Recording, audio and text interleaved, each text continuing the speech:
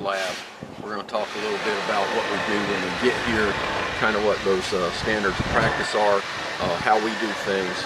What we want to do first is verify that this is the lot that we're supposed to be inspecting. So we want to find this permit box, make sure the lot number is correct, make sure the address is correct, and then we want to make sure that we get a photo of the permit number here. So all of this stuff, we get here, we take this initial photo. This says we're at the right place. Once we establish that, we're going to get into the permit box here. There's some specific information that we want to look at. There's specific documents in here that are required to be here. First and foremost, we want to see a copy of the building permit. So this is the building permit. We want to look for the inspections that have already been approved. We're here today doing a concrete slab inspection for the customer.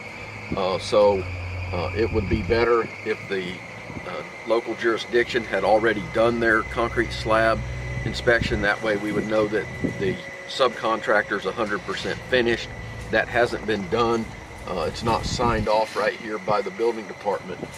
They did sign off on the plumbing underground and the sewer connection from the building to the point of connection at the road. So there are a couple of inspections that were done. We take a photo of this, put that in our report. The next thing for the concrete slab inspection, a couple other things we want to look for. Number one is the notice of termite treatment, termiticide treatment.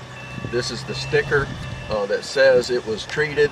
This is a chemical barrier spray on the soils for this specific treatment. They're not doing the borate spray inside the house. So this says that the area treated was the slab. It has the square feet, and it has how many gallons of termiticide was applied onto this soil area. So we want to make sure that the notice of treatment is here by the pest control company. Next, we want to look for the compaction test. This is the compaction density test for the soils. We want to flip through here.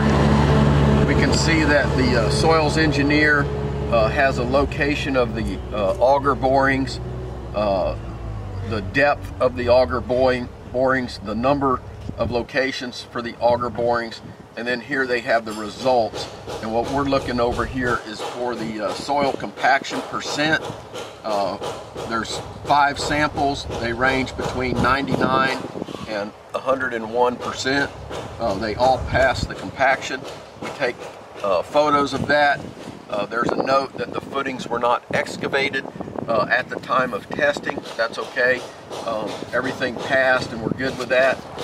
Here's just some references for drawings, which are not really important at this point. And then next we're going to look at the site survey to look at some of the setbacks and property locations.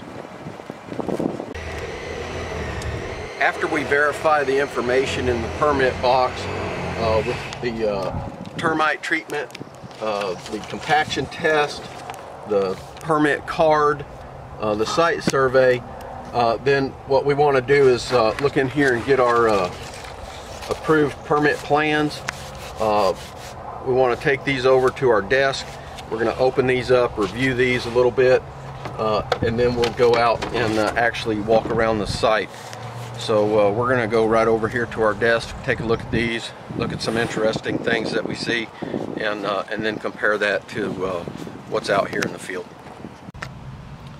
So here we got our permit plans out on our desktop, and we're going to take a look at some of the general notes. These are some architectural notes that we're looking at, just general information. We try to look at things that are pertinent, such as anything regarding concrete, vapor retarders. Here's the note 506.2.3 for the 6 mil polyethylene vapor retarder with the end laps. So here's the specific for that.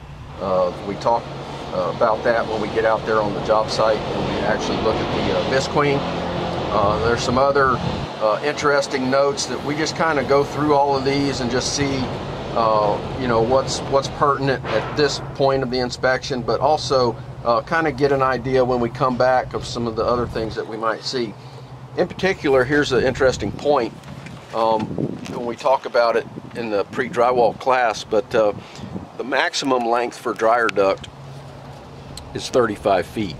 That's I believe 1502 or 1504 of the building code for exhaust ducts. When the contractor is building the house, they have to go by the approved plans, the construction plans that are approved. If there's a more stringent requirement on the plans than what's required by the specific code, that's what they have to adhere to. It's interesting as we're looking through this, this has an older code version that says the maximum length of a closed dryer exhaust duct shall not exceed 25 feet. That's an interesting note to have on here, because now the code requirement is 35, but this particular house has a maximum of 25. So that's just information that we like to pick up on that. We're not too concerned with the architectural drawings, just the general layout there.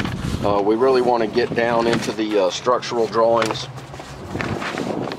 We want to look at the foundation plan.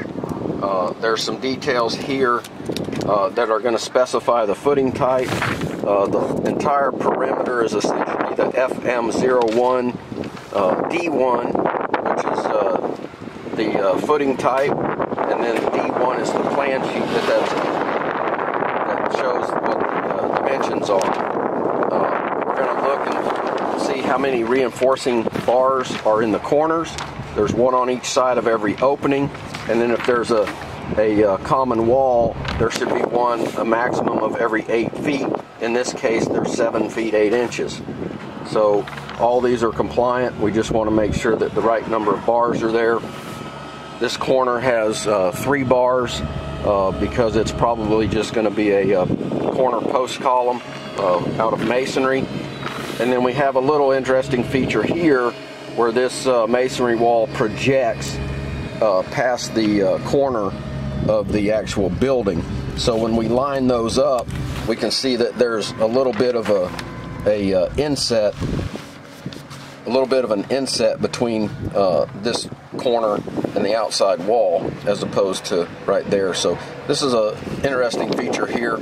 We may see some issues that we want to make sure this rebar is in the right place and it's not too far forward, because a lot of times they'll line these 2 bars with that outside corner, and that's not correct. There's an 8-inch reveal there.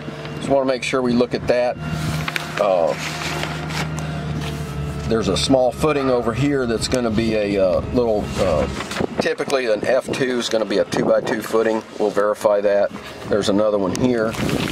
So we look at those type of drawings, and then we want to get into the actual specific requirement for the footing. We're going to go back over here, find the FM01.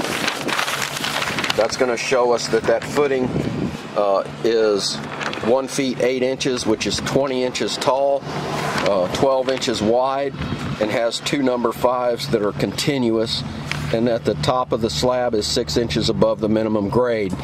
Typically that's a requirement for termite protection. We have a clearance requirement from grade for exterior finishes. That's what that 6 inches is for. So we'll look at this. There's really, in this particular house, it's pretty simple. There's no other complicated footings or complicated interior bearing walls or anything like that. This is rather simple. So we'll just take this diagram, we'll walk around the job site and verify that that's what's installed.